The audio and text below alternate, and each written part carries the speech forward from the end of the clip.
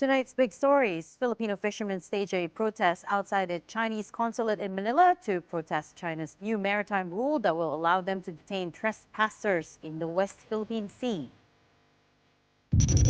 The National Privacy Commission is looking into the data breach at Robinson's Land, and Toyota Motor Philippines will have NPC compliance and a monitoring division chief attorney Rainier Milanes to talk about this or their findings later today. And the Chinese embassy in Manila is urging the Philippine government to ban Pogos to root out, quote, social ills. Good evening. Welcome to the show. I'm Regina Lay. I'm Riza Diaz. And I'm Sean Yao.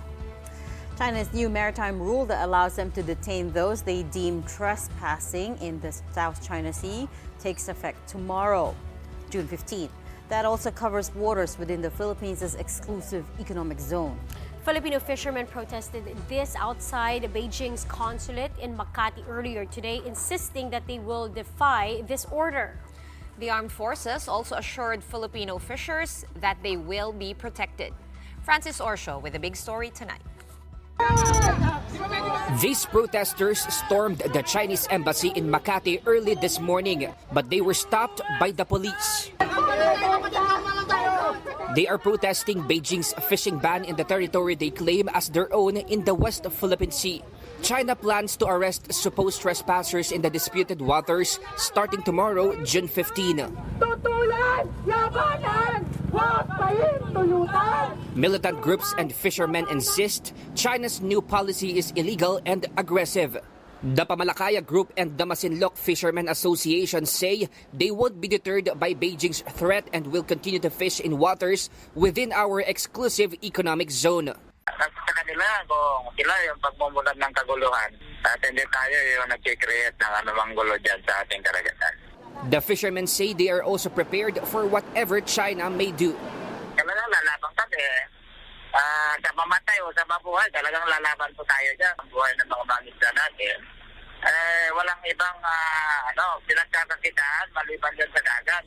Armed Forces Chief Romeo Bronner Jr. for his part tells Filipino fishermen that they have nothing to be afraid of. Atin pong itong exclusive economic zone na ito, we have the right to exploit the resources in the area. Bronner assures the fishers that they will be protected. Nandyan po ang inyong Armed Forces of the Philippines, ang ating Philippine Navy, pati na rin po ang Philippine Coast Guard ay nandyan. So marami po tayong mga pinag-uusapan ngayon na mga hakbangin na gagawin in order for us to protect our fishermen. President Bongbong Marcos has also previously stated that China's new policy is unacceptable and is an act of escalation. He declared again in his recent Independence Day that Filipinos will not yield in the face of these aggressions. Mobile journalist Francis Orsho, we are One News. The National Privacy Commission is investigating the reported cyber attack on Robinson's Land and Toyota Motor Philippines. The NPC confirmed receiving word on data breaches at the two companies last week.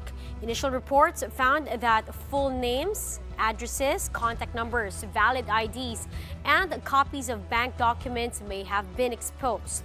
The NPC has ordered all companies processing personal data to immediately inform affected customers of any breaches.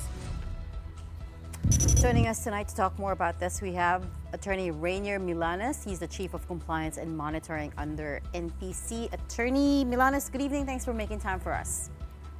Hi, good evening, Regina, Sean, and Risa, and to all your televiewers. Good evening. Good evening. Right. First, give us a scale of the problem. Exactly how many accounts were compromised? How many companies are we talking about here? Yeah, so according to the report, actually there's two reports for Toyota, which we received from our data breach notification and management system. For entities like personal information controllers, they have to report personal data breaches within 72 hours from the moment of discovery. So as an old in an old report to us in February 14, Toyota Makati affected 7,000 customers. Details affected are name, contact details, address, civil status. Toyota Motor Philippines reported to us last May 14 about the personal data breach concerning 120,000 users. Some of the items or personal data that's been compromised are usernames, telephone numbers, date of birth, age. And then Robinson's Land reported to us last June 3, affected customers of their app is 107,000 customers, and compromised data are usernames, login credentials, email, mobile numbers, date of birth, and gender. Okay, So just to recap, 127,000 users for Toyota were affected, and for Robinson's Land, 107,000. Well, we treat it as different because Toyota Makati is a different personal information controller, and Toyota Motors Philippines is also a different personal information controller. I So see. for Toyota Makati, it's 7,000 customers reported last February 14, and then Toyota Motor Philippines, 120,000 customers or users of their My Toyota app reported last May 14. I see. So we have to treat them as two separate entities. Yes, yes. Okay, Attorney Rainier, how do I say this? It is so scary that companies everywhere are starting to experience these data breaches. I understand from your press statement, even the PNP also reported 6, I think last month, 6 breaches. But for these private companies, ano po ba yung sistema, no? Since you're the compliance officer of the NPC, what comes first, the chicken or the egg? Do the companies have to have a system that is approved by the NPC or not necessarily? And what happens once they report to you? I understand you're still investigating what happened, right? So how does the process really all work out?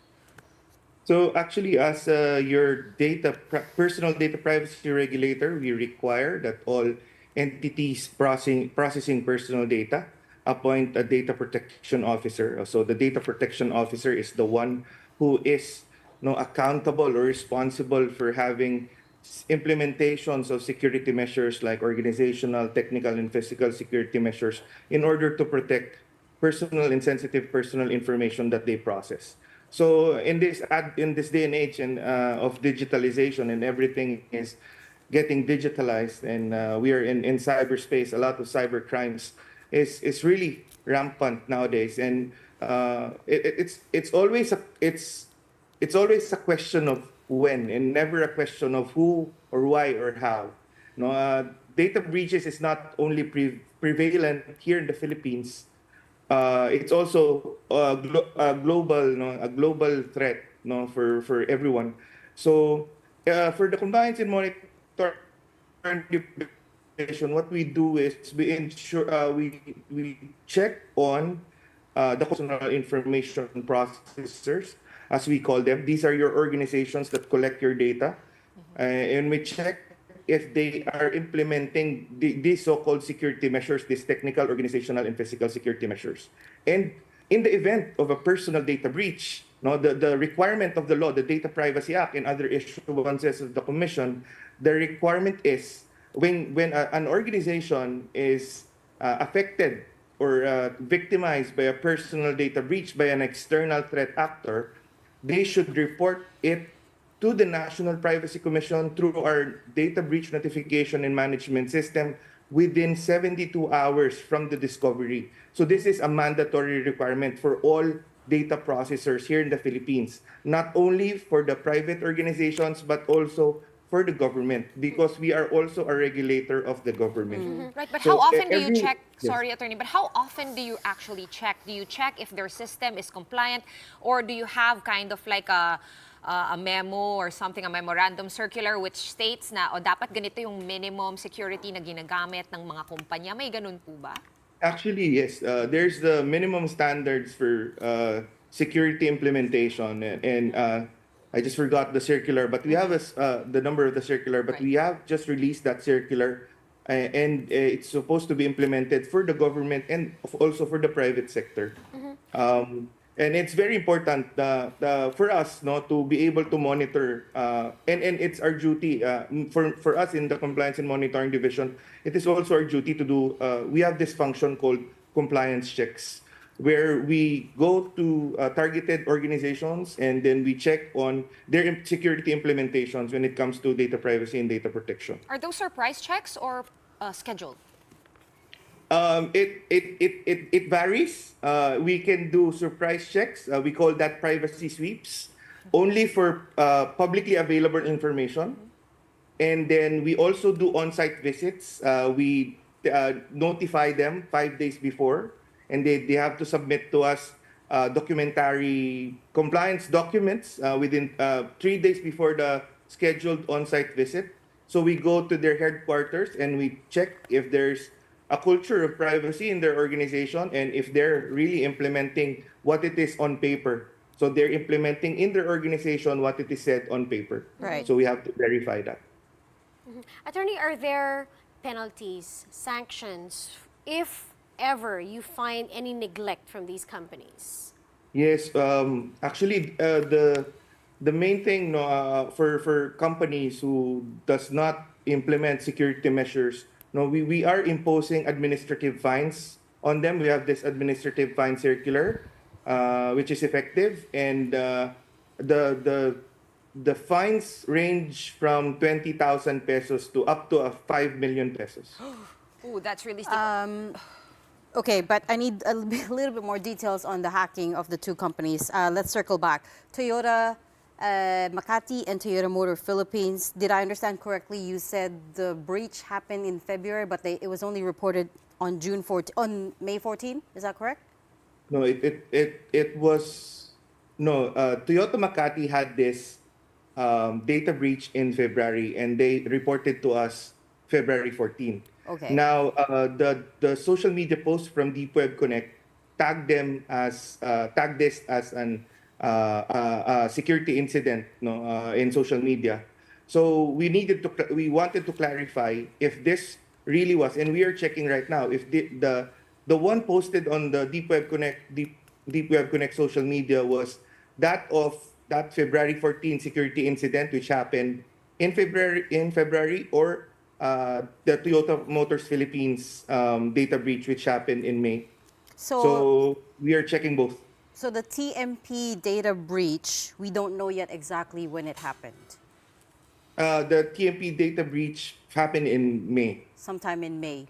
Did I understand correctly that you first found out through Deep Web Connect and not through the companies?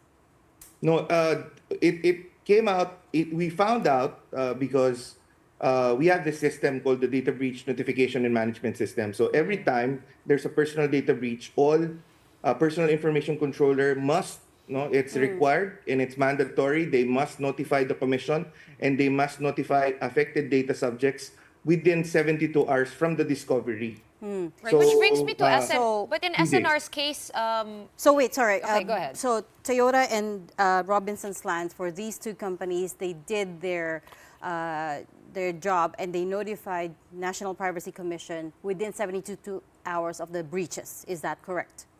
Yes, that's correct. Okay, so there's no liability for them on that part.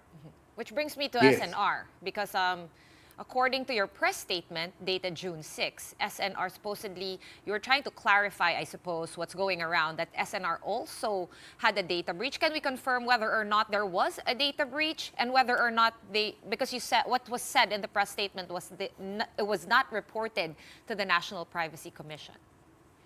Yeah, actually, SNR already released a statement about this, and they mentioned that there is no data breach. No, they confirmed that there is no data breach that happened in May for SNR, and from our initial investigation from our compliance and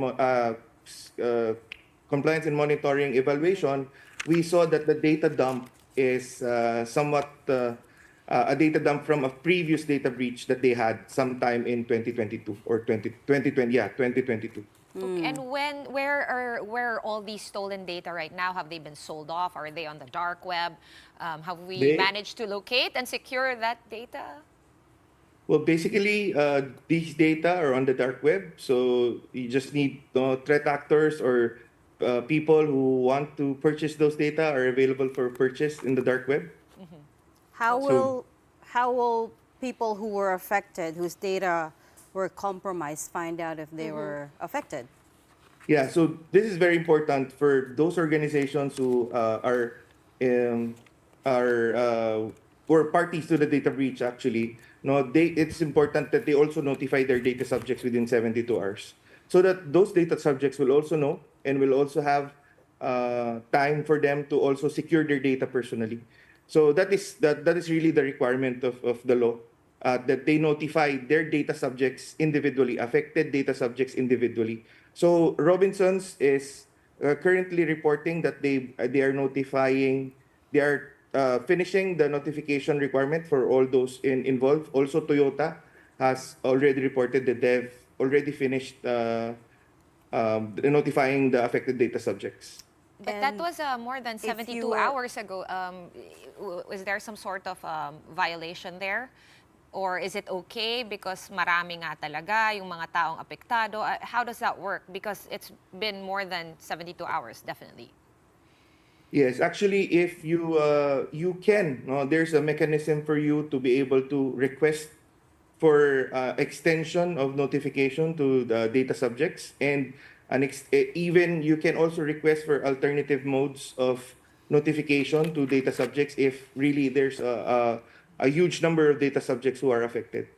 So the commission grants these requests. What And if about the affected for people? the Yeah. customers who are affected, what is their recourse? What can they do at this point?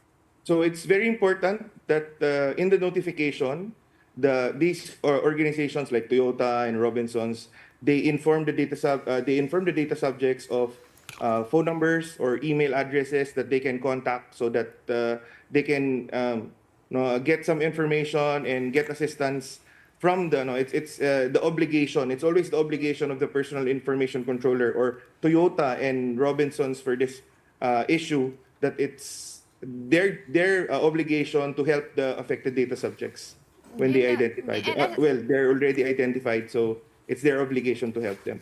And Attorney Rainier, for example, kasama ako dun sa mga apektado. Is there some sort of, I mean, more than what you just mentioned, can I sue the company for being negligent with my data? Yes, of course. It is your right as a data subject to file a complaint. So if you feel that the company or the personal information controller that is negligent in protecting your data, then and you have pieces of evidence to support your claim, then you as a data subject have the right to complain. It's one of your 8 data subject rights, and you can file a complaint with us in the National Privacy Commission using our complaints assisted form, which is available in our website. Outside of the companies that we mentioned, Toyota, Robinsons Land, and SNR, any other companies that you know that you are watching that's on your radar right now that's vulnerable to hacking? There's a lot. Actually, there's in our records there are about 6 billion security incidents. No, if we talk about security incidents, these are data breaches, personal data breaches for mandatory notification. So a lot of data breaches for mandatory notification are submitted to us. Last year we have around 400. This year it's around 230 plus already for this 2024. So we are closely monitoring these organizations. Are these big or small. mostly public services or private companies' data? Private companies mostly. Around 80% private and 20% government. So you're saying private companies in the Philippines do not have adequate security system, IT security system? No. What I was saying is reports. So these data, if it's for mandatory notification, because we have elements for mandatory notification, it should be it should contain sensitive personal information, and sensitive personal information is in the possession of an unauthorized person, and there is real risk of serious harm to the data subject. Then you need to report to the commission within 72 hours. Those are the elements. So I was saying that basically a lot of these data breaches are not getting reported. That's the thing. So those that get reported, we we evaluate those reports and we check on security implementation. But those who does, the security incidents or personal data breaches, which are not reported, we have that mechanism in our complaints and investigation division to do sua sponte investigations on those data breaches as well. Attorney, I'm just curious, circling back to the mechanism you have, like filling out a form in case you were a data subject whose data was breached. How many reports have you actually gotten? Meron po ba talagang nagko-complain? Actually, there are a lot of complaints, but Oh. the thing is, usually if they don't push through with their complaints, so it's really problematic for us to really if there's no support from the complainant and the complainant does not push through with their complaints, then it is also problematic for us to really push for these complaints to get prosecuted. But the fact that majority of the data breaches actually do not get reported, I don't know how we're going to sleep after finding that out. But we're going to have to leave that there for tonight. Thank you so much for your time. NPC Compliance and Monitoring Division Chief Attorney Rainier Milanes.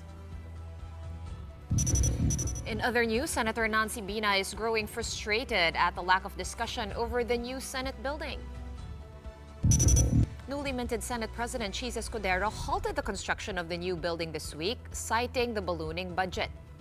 Senator Alan Peter Cayetano, as the new chairperson of the Senate Committee on Accounts, was tasked to review it. Senator Binay, who used to hold that post, said that they turned over all documents on it properly and everything was above board. On our sister channel 1PH, she hit her colleagues who have been criticizing the new building without having set foot there. Siguro maganda din na pag nag-meeting kami, doon na namin gawin sa new Senate building dahil ang nakakalungkot, ang dami na nilang comment doon sa building pero ni isang beses, hindi pa sila nakakatapak doon sa building na ilang beses nila kung ano-ano yung mga pinagsasabi nila tungkol doon sa building. Senator Binay also slammed Senator Cayetano, insinuating that there was politics behind the issue. Ilang taon na rin kami magkasama ni Senator Alan and I thought na kung ako nga, 'di ba, na naka-move on ako samantalang kami nga yung sinugatan at sinaktan. So hindi ko maintindihan bakit parang kailangan niyang haluan ng politika itong new Senate building. Context for that soundbite coming from Senator Nancy Binay. She is slamming Senate President Escudero for supposedly getting his info about this new Senate building, specifically the overpricing from gossip mongers, basically. So we don't know yet that it's overpriced. What happened was it was originally costed for 8.9 billion. That's for phase 1. Phase 2 is another 10 billion. And then there's an allocation for 10.3 billion for phase 3. Yung phase 3 ngayon, that's what's on hold. They're being on hold. So because in Senate President Cheese Escudero's mind, suddenly it's ballooned to 23 billion. But again, Senator Binay's argument is that was all costed for already. Yung 8.9 billion is not the core total and shell lang for yun. the whole building. It was just for the core and shell. So again, they're looking into the matter right now. Okay, so sabi naman ni Senator Cayetano, hindi daw to invento and it's backed by documents. So I guess pending further review, pretty sure this won't be the last we hear about it.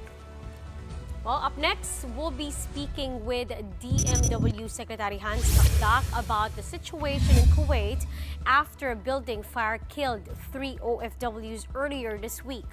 Stay with us.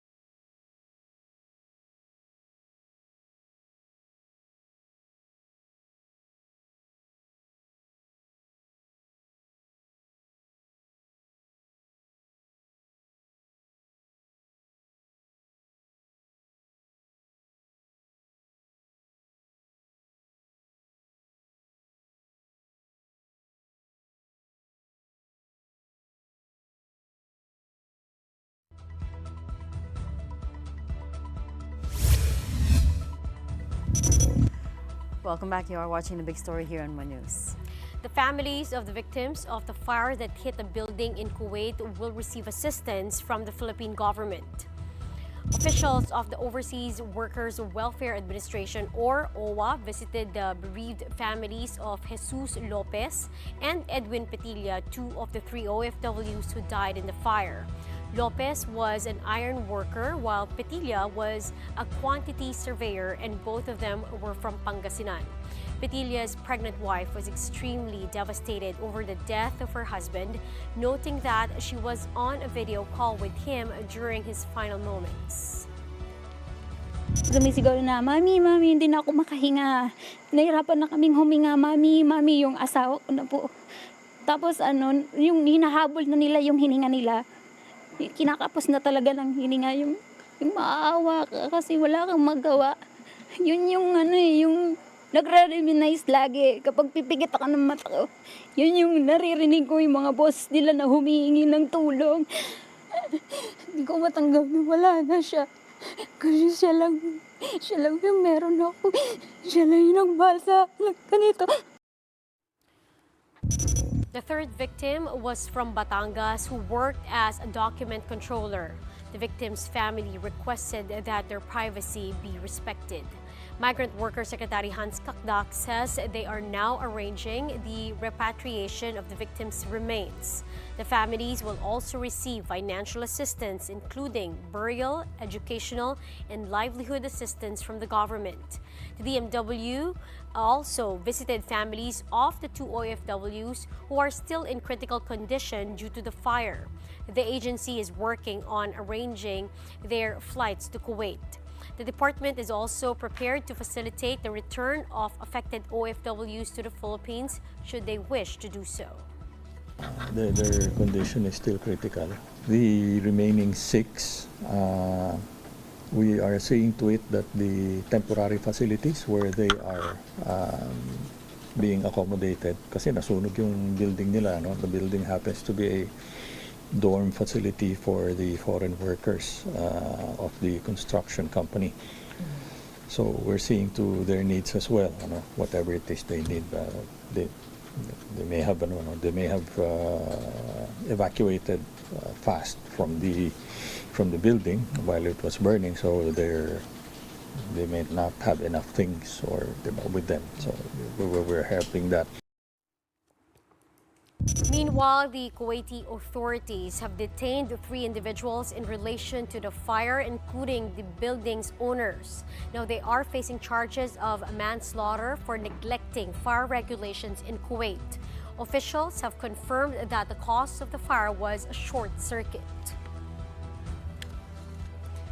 Let's get more updates on this matter from Migrant Workers Secretary Cacdac. Secretary Cacdac, thank you so much for taking the time out to talk to us tonight. I can assume na sobrang busy po kayo, no, dahil sa sitwasyon na ito.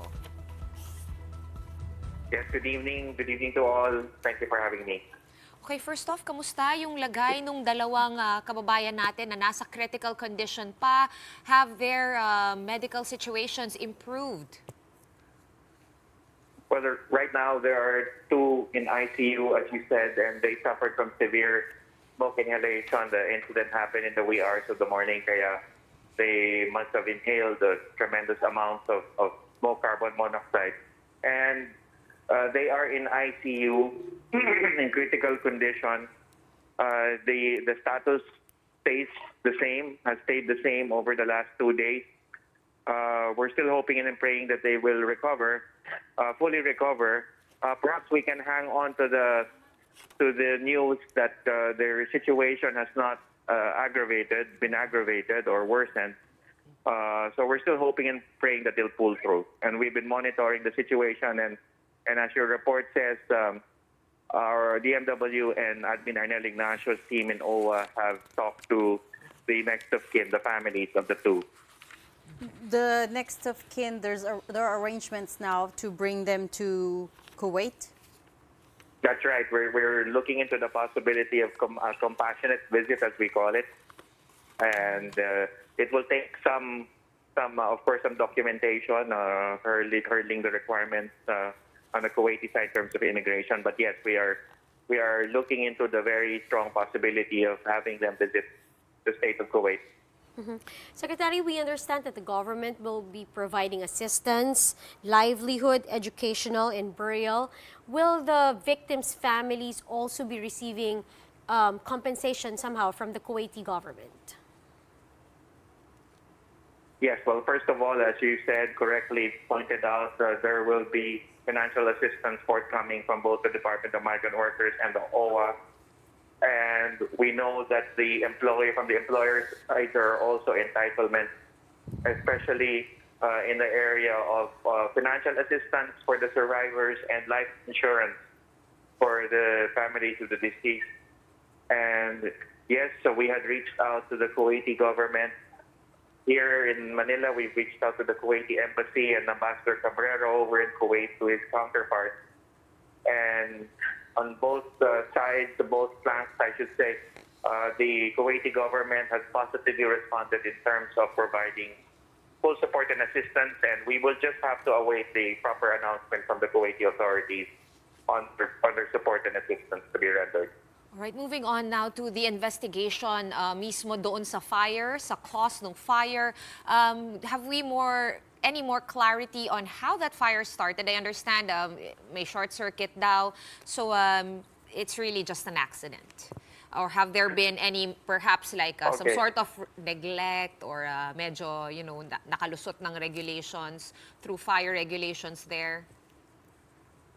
Okay, first thing, we have provided a direction or directive to our lawyer in Kuwait to stand ready to take action or any form of legal action should the Kuwaiti authorities in their investigation find for liability of individuals or entities in Kuwait as a result of for having caused the fire. And we are still awaiting the official report. We surely have the reports coming in from media, but we are still awaiting the official report because that will be the basis for our legal action. And yes, we stand ready with our lawyer in Kuwait to file the necessary legal action, but would have to wait for the official report from the Kuwaiti side, Kuwaiti authorities. Okay, while we wait for all those updates, Secretary. Are you getting enough support from the Kuwaiti authorities, Secretary, both in terms of arranging logistics as well as investigating the cause of the fire? Yes, definitely. We're thankful to the Kuwaiti authorities. As I said, the communication has been here in Manila as well as there in Kuwait. Here in Manila, we've reached out to the Kuwaiti embassy and we've received positive responses in terms of support and assistance and coordination.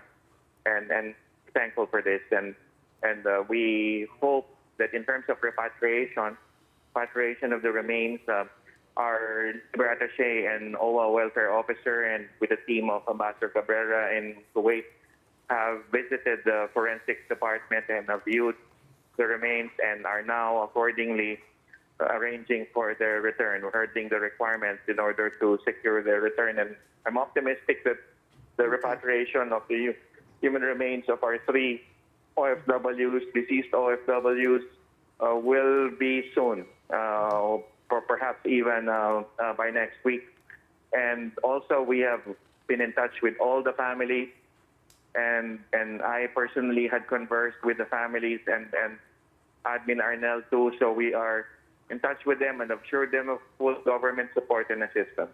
Okay. Right. Since we already have you on the phone, Secretary, I hope you don't mind if we can ask for an update on reports of a missing Filipino seafarer on board the bulk carrier, the MV Tudor, in the Red Sea. Do we have any information about that missing sailor?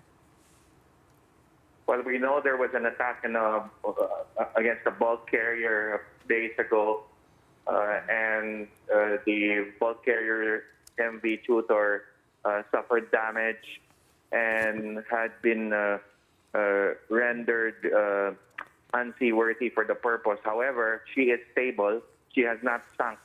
So the seafarers are there, and are expecting rescue very, very soon. We're optimistic that the rescue will happen within the day. Well, we're 5 hours ahead of them. So the matter on rescue is imminent, and hopefully they could be transported to safer ground. And there is a missing seafarer. There are 22 Filipino seafarers on board that ship, including the captain, the Filipino captain. And there is one missing seafarer, and we are hoping that he will also be searched and found very soon. All right, thank you so much for your time. We are, of course, one in praying with you guys and praying for the fate and the safety and the health of all our kababayans abroad. Thank you so much for joining us tonight. Migrant Workers Secretary Hans Leo Cacdac over the phone. We're going to pause for a quick one right now, but right after that, around 15 PNP officials were relieved from their posts over the alleged overkill in the attempt to arrest Apollo Kibuloy. More on that when we return. Keep it here.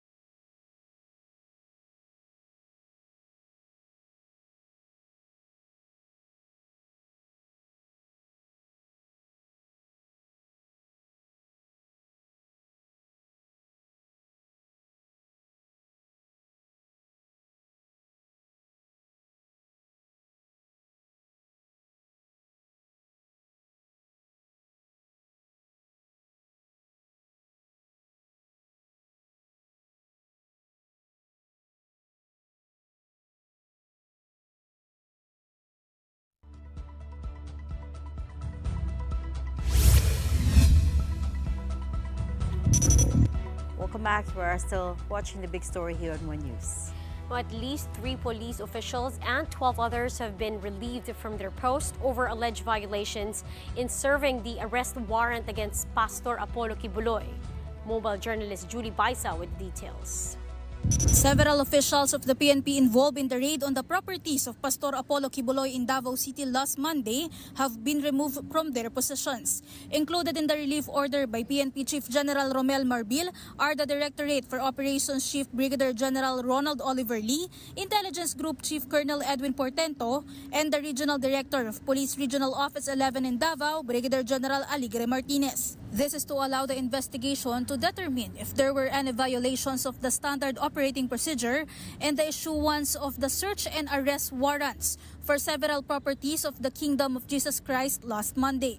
The Directorate for Operation was involved, I understand, during the planning and deployment po ng troops. Siya po ang naggiya po pagdating po sa sino-sino pong mga PNP units po ang i-deploy. Sa ibang mga senior officers po na relieved, they were administratively relieved to give way po sa ang gagawin po nating investigasyon kung nagkaroon nga ba ng lapses, nagkaroon nga ba ng pagmamalabis, nagkaroon nga ba ng negligence of supervision. In addition to the 3, 12 other officials and personnel from the CIDG, PNP Special Action Force, and Davao City Traffic Enforcement Unit have also been removed from their positions. Maaari pa pong masundan po ito dahil sa ngayon po ay inaalam pa po at iniimbestigahan nga sino-sino po ba ang nagkaroon po ng participation doon po sa service of warrant. Again, uulitin po natin upang ito ay magbigay daan sa gagawin pong evaluation, assessment at investigation para nga po malaman kung nagkaroon nga ba ng pagkukulang, nagkaroon nga ba ng violation pagdating po sa enforcement. According to the administrator of the Kingdom of Jesus Christ, former President Rodrigo Duterte, besides the arrest warrant, the police did not present a separate search warrant. Duterte added that this was a violation of the law, overkill, and someone must be held accountable. However, according to PNP Chief Marbil, their operation is legitimate because Kibuloy is a fugitive and influential person. That is why they deployed more personnel. Hindi naman ho kami natatakot because this is a legal order. Hindi naman po illegal ang ginagawa namin eh. Ito naman po yung ginagawa namin sa lahat ng mga taong fugitive the law. Just respect our law. Huwag po nating ipagtakpan po yung mga taong nagkakamali. Kung tama siya, then sumaka po siya sa korte. Senator Robin Padilla meanwhile plans to investigate the raid on Kibuloy's properties. He suspects that the police may have violated human rights. But the PNP claims they won't be affected as they continue their manhunt for the pastor. The PNP has also filed charges against the 6 supporters of Kibuloy who threw water bombs at the police. Mobile journalist Julie Baiza, We Are One News. I'm so And another person under fire is Porac Mayor Jaime Capil, who is now being accused of being a Pogo protector. That's after the series of raids over at Lucky South 99 found evidence of criminal activities. Gia Robles with the report. Authorities have finished searching the Lucky South 99 compound in Porac, Pampanga. In their latest inspection, operatives found more computer units, cell phones, and SIM cards. There are items that stood out, including the certificate of recognition given by the PNP Regional Highway Patrol Unit 3 to Whirlwind Incorporated, the owner of the buildings being rented out to Lucky South 99. This is for the company's quote, generous donations.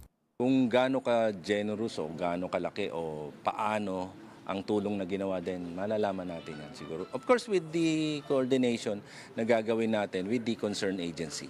There were also appointment papers found in the pile dating back to the term of former President Rodrigo Duterte. The appointment was for the office of former palace spokesman Harry Roque. There was also an affidavit of support with Roque as the undersigned. How the papers got there, Roque said he has no idea, but he does represent Whirlwind in an ejectment case. Well, ako po ay dahil paupahan naman ng negosyo ng ating kliyente na Whirlwind, palagi ko pong sinasabi na siguraduhin yung walang illegal nangyayari dyan.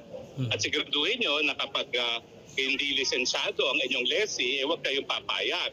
PAOK said they will submit the documents to further investigation. Meanwhile, Porac Mayor Jaime Capil faced a hearing before officials of the province over the undetected presence of illegal Pogo in the municipality. Jing, hindi nyo pwedeng hindi pag-usapan ng EPE mo yan kasi big investor, foreigner pa. Foreigner pa yan, big investor. Hindi nyo pwedeng hindi pag-usapan ng EPE mo. Kasi lalo na ngayon, tumunog na yung bamban na ganito-ganito yun. Bakit 1 month na yung nakaraan, hindi kayo pa naging alert dun sa mga negosyo na apply sa inyo doon? Before the operation of PAO, nagkaroon kami ng joint inspection team kaya kaso hindi kami pinapasok.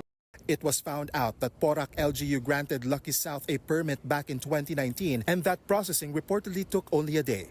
No permit has been issued this year after the Pogo hub was put on the negative list of the Bureau of Fire Protection. It was also discovered that the town was barely able to collect from Lucky South. Ano na kolekta mo? Jing, 4,000 at saka yung 10,000 namin yan? Yun lang ang pakinabang ng Porac. Ngayon, binibida tayo, nakalaglag tayo. Capil insists that they have tried to enter the compound but failed. Even the PAO, they need a search warrant to enter the premises na kaya kami talaga wala po kaming power. The town mayor insists that it is PAGCOR who have oversight over the illegal Pogo hub. Meanwhile, after concluding the raid in Porac, authorities are turning their attention to searching for around 800 individuals, mostly Chinese nationals, who previously worked in this illegal Pogo hub. For News 5, Gio Robles, We Are One News. Now, China has also spoken up on the matter of Pogos, urging the Philippines to put a stop to it immediately. A spokesperson for the Chinese embassy emphasized Beijing's strict crackdown on Pogos, citing how it, quote, breeds serious crimes such as kidnapping for ransom, human trafficking, and murder. The statement went on to say that Pogo is detrimental to both Philippine and Chinese interests and images, as well as China-Philippines relations. And China has called on the Philippines to ban Pogos at an early date so as to root out this social ill.